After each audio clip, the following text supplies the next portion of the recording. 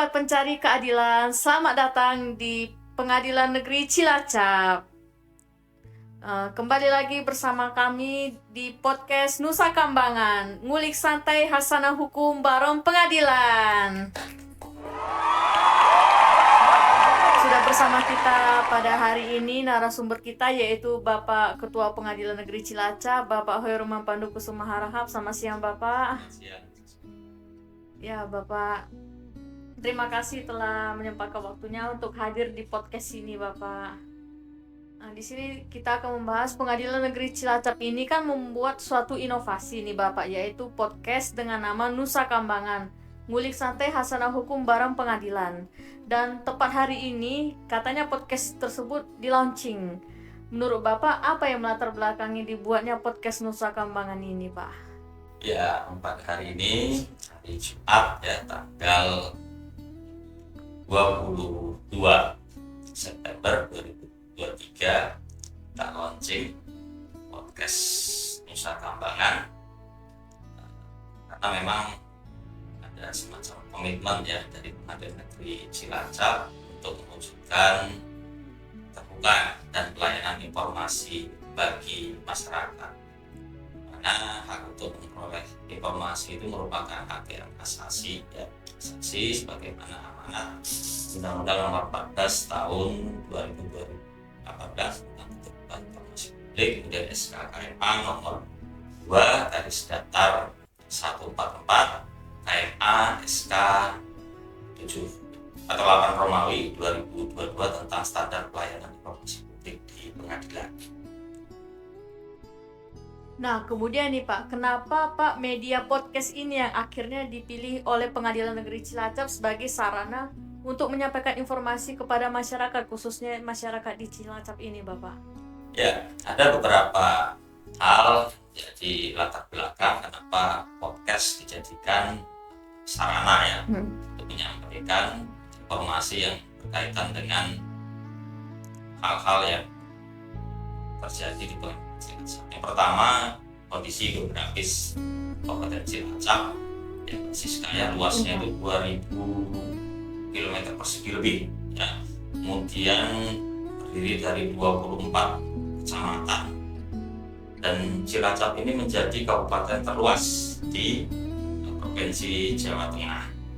Oleh karenanya dengan kondisi geografis yang demikian, maka Pengadilan Negeri Cilacap merasa podcast menjadi salah satu sarana digital yang efektif serta efisien di era modern untuk bisa menyampaikan apa yang katakanlah menjadi tugas dan fungsi dari pengadilan tersebut. Yang kedua, tentu melihat demografi penduduk di mana paling dominan itu usia remaja.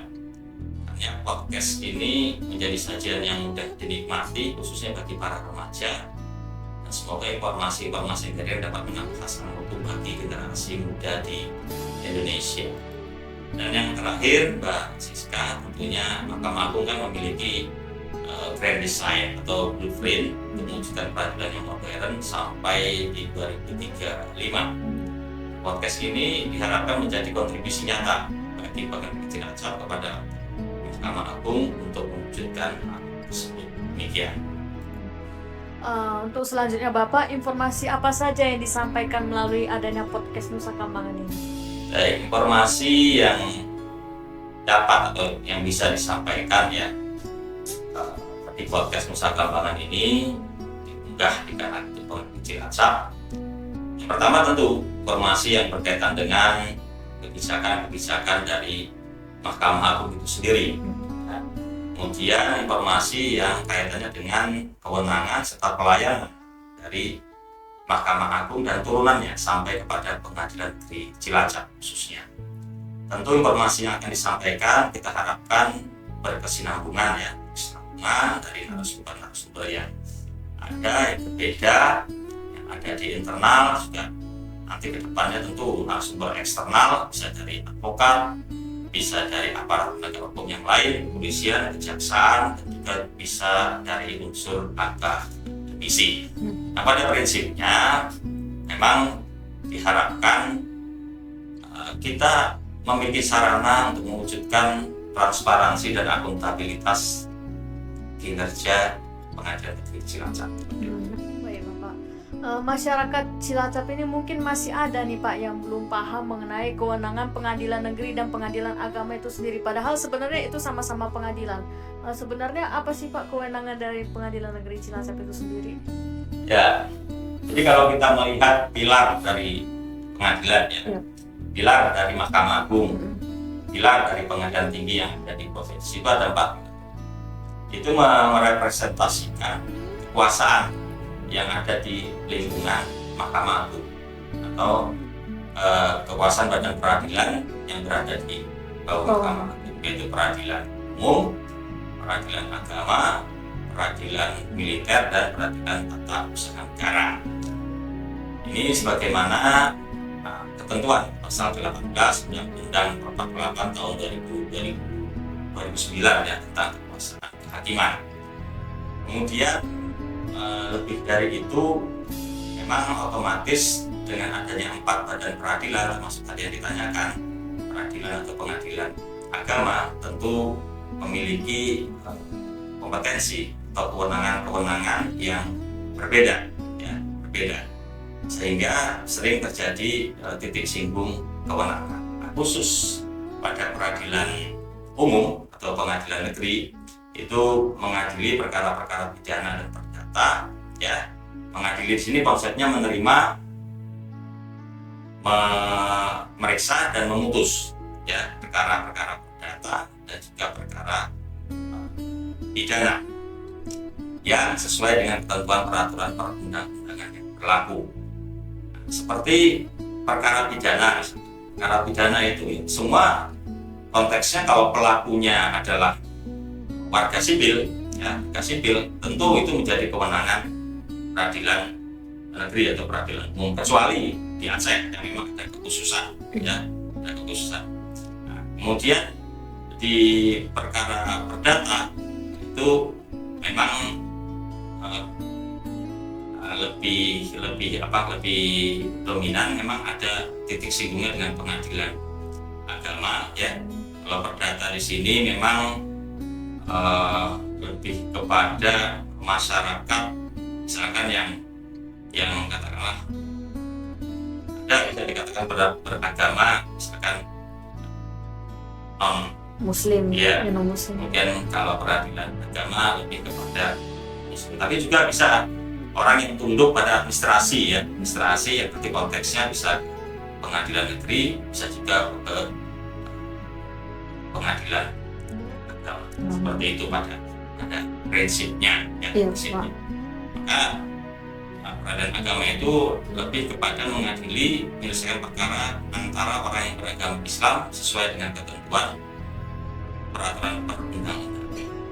Di Pengadilan Negeri Cilacap itu merupakan pelaksana dan kekuasaan kehakiman yang berwenang memeriksa, mengadili dan memutus perkara pidana perdata yang masuk pada wilayah hukum Kabupaten Cilacap.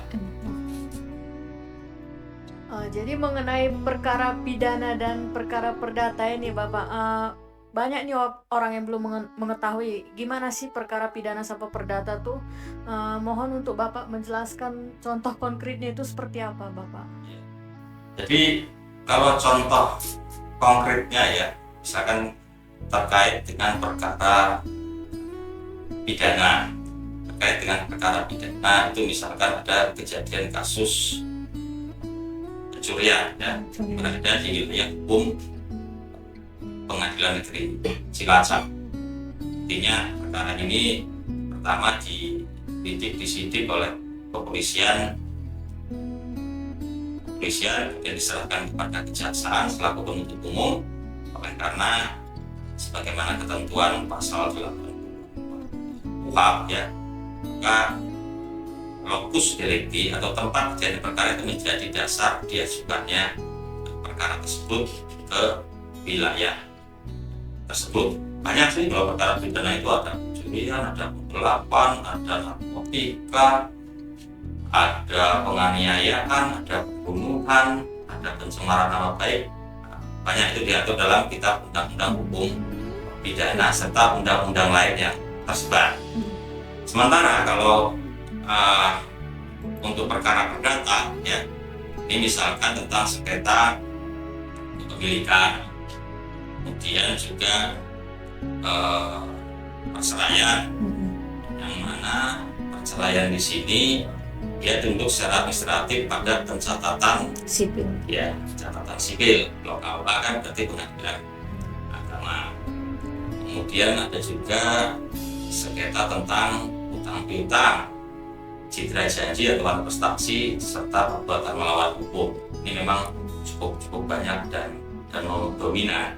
Dan perkara perdata itu kan ada perdata gugatan, juga ada perkara perdata permohonan, sifatnya volunteer, lebih mengedepankan pihaknya hanya ya secara umum ya, tidak ada pihak lawan, hanya permohonan, misalkan permohonan pengesahan angka, permohonan untuk merubah atau mengganti nama, kemudian permohonan perwalian, permohonan untuk pengakuan. Nah, itu cukup banyak. Nah, ini nanti akan kita sampaikan pada sesi atau season berikutnya lebih detail terhadap hal tersebut, karena saya di sini sifatnya sekedar pengantar saja. Baik Bapak. Untuk jumlah perkara pidana dan perdata yang telah ditangani dan diselesaikan di Pengadilan Cilacap ini per bulan September kira-kira berapa ya Bapak? Untuk sampai dengan bulan September ini untuk gugatan ya, itu masuk sejumlah 57 perkara, kemudian sudah diputus 44, dan berarti sisa 12%, dan jadi sudah penyelesaiannya sejumlah 77,19%. Permohonan begitu juga masuk 195, kemudian putus 191 sisa 4, jadi sudah total penyelesaian hampir 98%. Dan juga untuk perkara pidana biasa yang masuk 260 perkara, putus 226, sisa 37 perkara atau sudah penyelesaian 86 atau 87%. Karena perkara pidana anak ini cukup banyak, ini perkara anak termasuk 36 perkara, sudah putus 35, sisa 1%, jadi sudah ada sekitar 97,8% dapat kita selesaikan. Memang kalau Cilacap ini, kalau parameternya itu sistem informasi pengusuran perkara, kita berada di perkara yang katakanlah 500 sampai 1000 perkara seperti itu. Untuk visi dan misi Pengadilan Cilacap itu sendiri apa Bapak? Ya, jadi untuk visi dan misi ya, jadi memang ini hal yang ideal ya, hal yang ideal. Visi itu kan ideal, kemudian misi itu bagaimana sih cara kita menuju ke visi lah, itu melalui misi yang ada.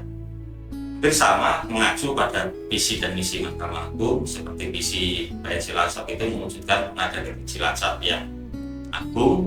Kemudian misi Pengadilan negeri Cilacap itu ada 4.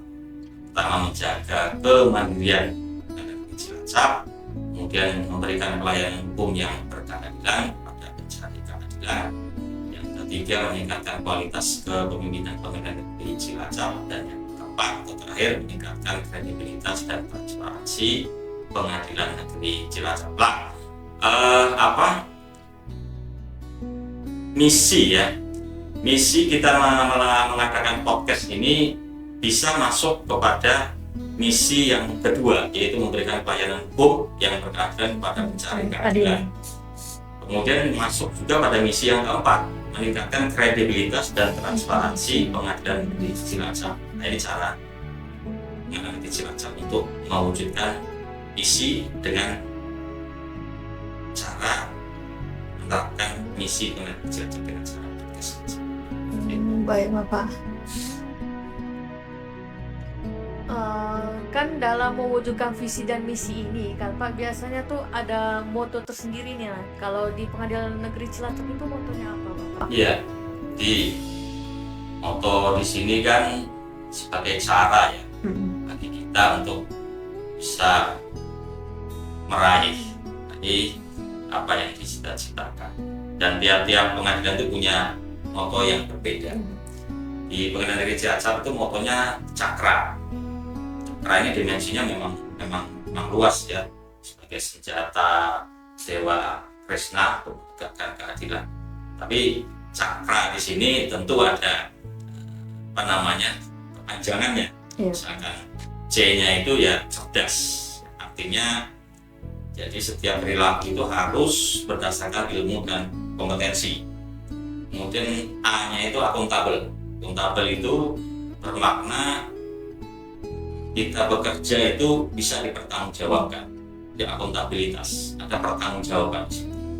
Kemudian K-nya itu keterbukaan. Sama seperti ini juga ya. Jadi pekerjaan itu bisa diukur dan dinilai pencapaiannya secara transparan. Dan kita di sini sekarang memang sudah katakanlah seperti di akuarium, orang sudah bisa melihat kita. Ya, jelas. Karena kalau dulu semuanya tertutup kecuali yang terbuka, lah sekarang dibalik. Ya, dibalik. Semuanya terbuka kecuali ada yang ditutup. Nah, ini memang menjadi tantangan tersendiri.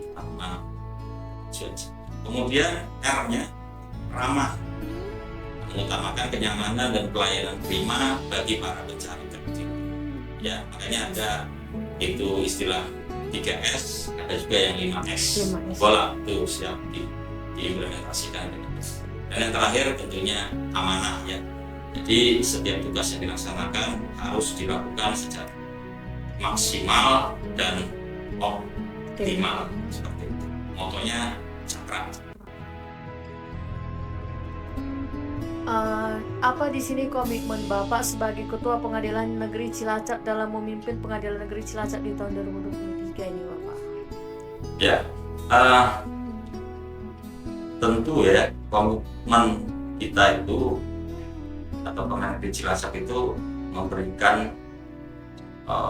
pelayanan yang baik, maksimal, juga tentu terjangkau jauh dari nilai-nilai korupsi dan nepotisme. Ya.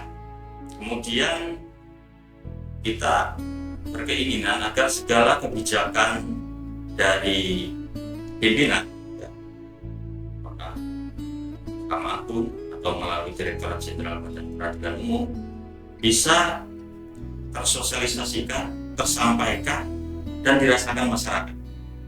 Ya, tentu dengan cara podcast. Ini salah satu media yang menjadi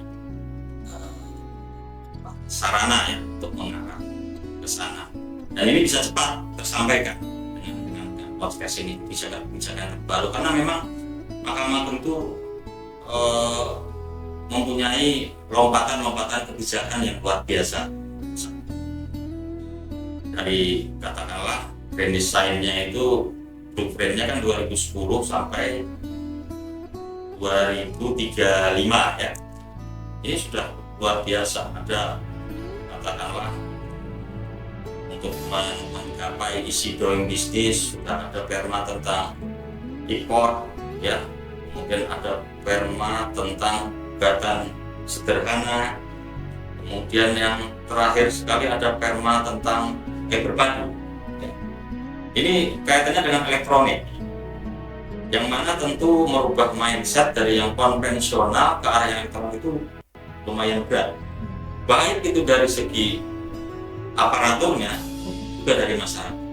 Ini perlu kita galakkan dan kita selalu sampaikan kepada masyarakat. Padahal keinginan kita tentu terwujudnya peradilan yang sederhana, cepat, dan biaya ringan.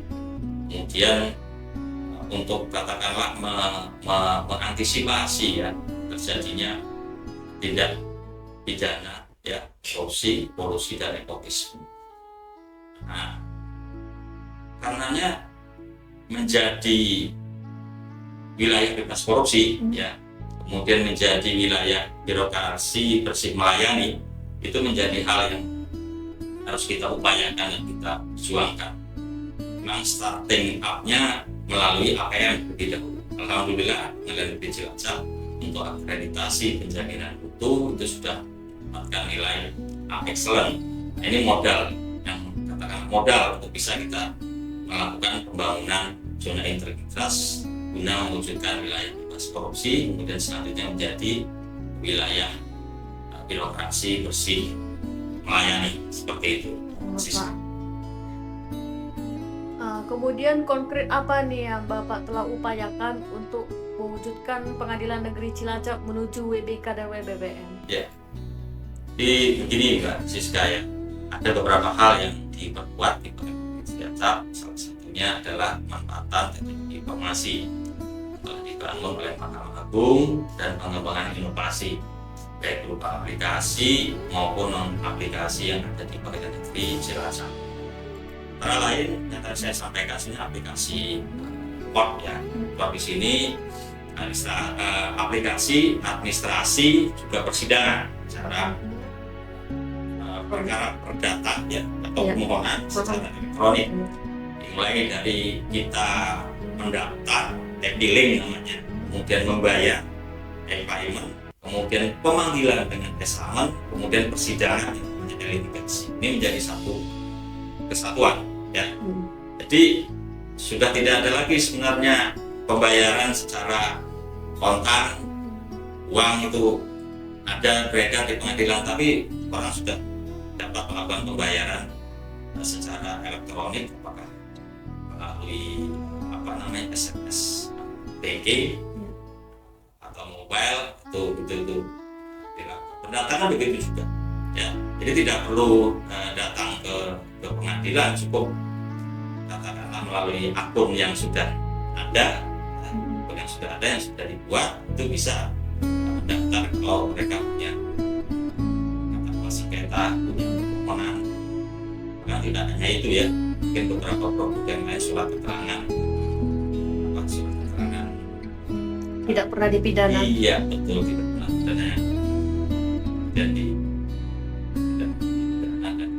dan sebagainya, seperti juga izin usul tahanan juga bisa dilakukan. Yang kedua, nah ini aplikasi yang berpadu. Kalau tadi pengetahuan perdata, yang berpadu ini kaitannya dengan aplikasi unggulan Mahkamah Agung terkait administrasi perkara pidana dan persidangan secara elektronik. Ini meliputi misalkan permohonan sita, geledah, perpanjangan penahanan, pinjam pakai barang bukti, kemudian pra-peradilan, serta layanan kepaniteraan. Jadi misalkan pihak kepolisian mau mengajukan permohonan sita, misalkan. Kalau dulu kan harus ke pengadilan, nunggu, baru mungkin kapan selesai datang lagi. Iya. Kalau ini sekarang dari sana saja, dari polsek misalkan, polsek yang paling jauh lah, polsek apa di sini paling jauh? Mungkin Polsek Majenang kali Pak. Misalkan Majenang kan hampir 2-3 jam ya. Iya. Nah, itu cukup mereka mendaftarkan melalui terpadu. Ini kalau sudah kita verifikasi dan lain sebagainya selesai, tinggal diambil, kan menghemat tenaga, biaya dan sebagainya. Oleh karenanya dulu sebelum ada terpadu di PN lain ada yang punya aplikasi semacam ini. Kepolisian itu betul-betul mengapresiasi mereka, betul-betul dimudahkan dalam hal pelayanan kaitannya dengan apakah sita atau apakah beda. Yang ketiga yaitu aplikasi Era Terang ya. Ini layanan pengajuan surat keterangan secara online, di mana masyarakat mencari keadilan dapat mengajukan permohonan surat keterangan seperti surat keterangan yang tadi disampaikan oleh Siska, tidak perlu pidana, tidak dicabut hak pilihnya dan lain-lain, sehingga ini memberikan kemudahan bagi masyarakat ketika ditanggung. Hanya tinggal verifikasi berkas asli, kemudian surat keterangan. Nah, itu tadi yang katakanlah aplikasi yang dari pusat, dari Mahkamah Agung atau dari Direktorat Jenderal. Nah, ini aplikasi yang ada secara internal di Pengadilan Negeri Cilacap. Ini ada aplikasi Cakra. Ini mengambil mungkin dari Moto ya. Iya, Moto tadi Cakra. Tadi aplikasi ini dibuat oleh PN Cilacap berbasis Android ya. Ini dapat diunduh di Play Store yang memuat informasi tentang jadwal sidang, tilang, pengaduan dan layanan di Pengadilan Negeri Cilacap. Selanjutnya ada Cilacap Menyapa. Ini aplikasi berbasis chatbot WhatsApp ya, yang akan membantu masyarakat mengetahui informasi perkara secara real time dengan mengirim pesan WA ke nomor yang telah disediakan. Nah, jadi mungkin ada disampaikan link satu PTSP online yang merupakan representasi dari pelayanan terpadu satu pintu yang ada di wilayah Cilacap, di mana layanan ini bisa diakses di PTSP Cilacap go.in apa itu? ptsp.pn/cilacap.co.id. Iya, melalui layanan berbasis web ini masyarakat dapat mengetahui persyaratan ya, akses sebuah layanan, waktu dan biaya serta kompensasi keterlambatan jika layanan diberikan lebih waktu dari yang dijanji. Nah,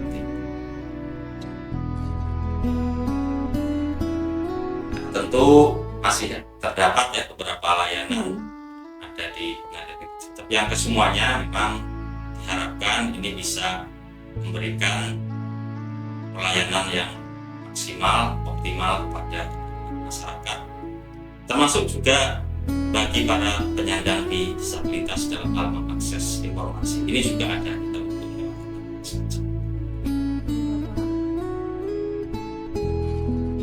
ternyata banyak sekali ya Bapak terkait inovasi dan aplikasi yang dimiliki oleh Mahkamah Agung dan Pengadilan Negeri Cilacap itu sendiri. Terakhir Bapak, apa ini yang menjadi harapan Bapak Ketua kepada Pengadilan Negeri Cilacap dan podcast ini khususnya untuk kedepannya?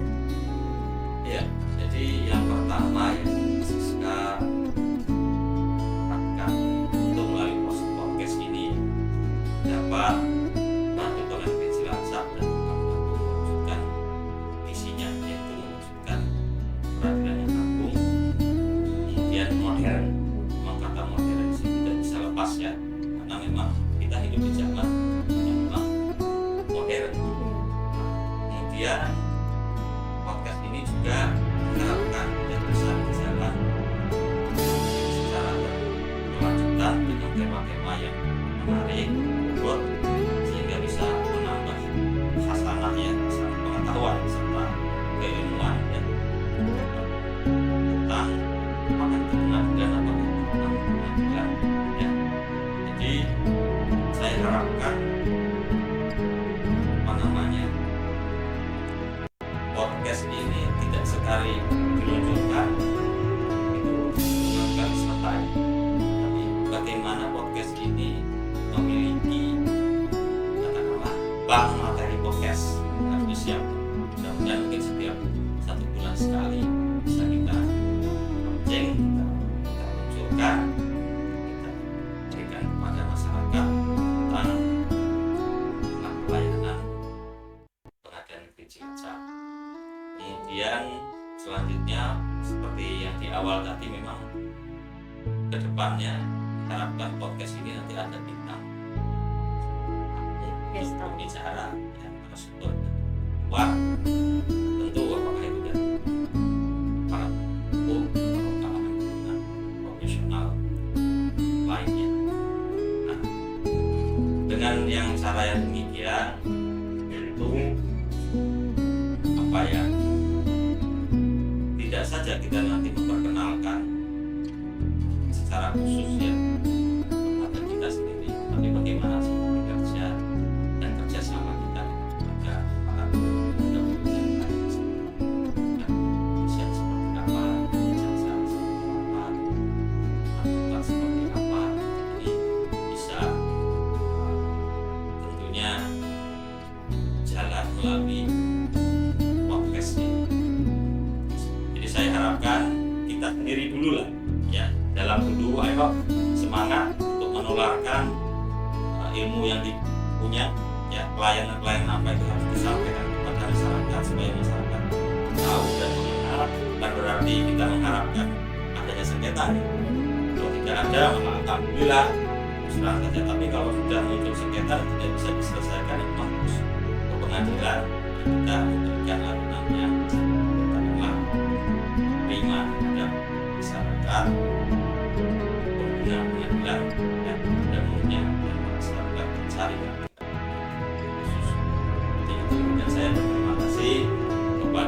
tim ya yang sudah menginisiasi ini bisa masuk dalam area 1 zona integritas manajemen perubahan ya. Jadi kita harus merubah mindset kita yang dulunya itu katakanlah konvensional, sekarang kita menerapkan teknologi dan informasi. Tetap dilanjutkan, ini yang muda-muda tetap semangat bisa memberi kontribusi yang positif kepada rakyat Cilacap. Begitu Mbak Siska. Jadi menarik sekali nih sahabat pencari keadilan mengenai informasi seputar Pengadilan Negeri Cilacap.